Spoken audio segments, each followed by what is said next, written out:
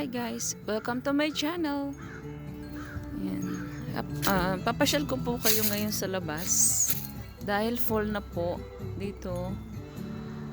Ayan. Sobrang dilaw na po ang lahat ng mga bulaklak halos. At yan, medyo makalat na rin po. Kaya marami po kaming wawalisin. Yan.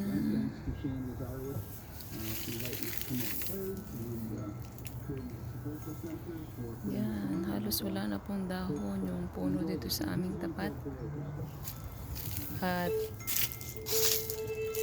yan po ang tsura ng aming deck. Madahon. Marami ng mga lantang dahon. Yan. At malungkot na rin po yung aming mga halaman. Yan. Yan po yung aming mga...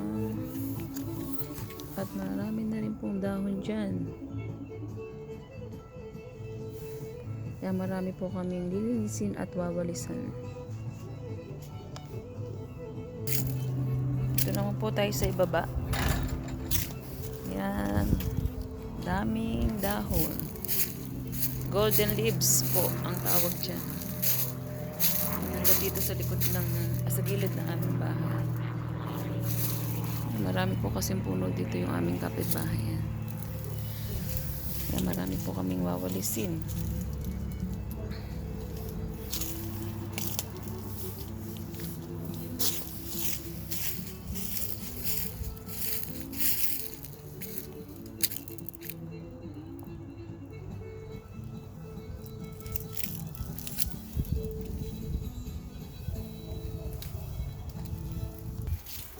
At kahit po fall na, meron ito pong isang aming hanging plant ay patuloy po rin po siyang namumulaklak. Yan. Masipag po pala itong mamulaklak. Yan ang mga dahon tuyo. Dami. Ito naman po tayo sa likod bahay. Yan. Yan na po ang itsura ng aming likod. Ang aming mga tuyong dahon. Yan na po yung aking mga sili sa labas. Lapit na rin po silang mamatay. Yan ang aming likod bahay. Punong-puno ng dahong tuyo. At yung aming apple po. Yan. May golden leaves na rin.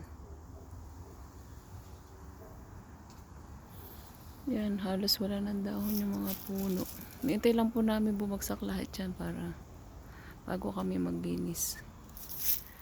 Magwalis. Dagdag exercise. Yan na rin po yung aming kalabasa. Yan. Ang aming kamatis. Yan. Next year na lang po ulit ako magtatanim. Next summer.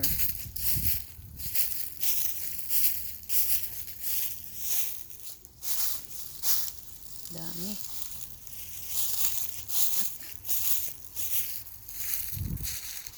Okay. Thank you for watching. God bless.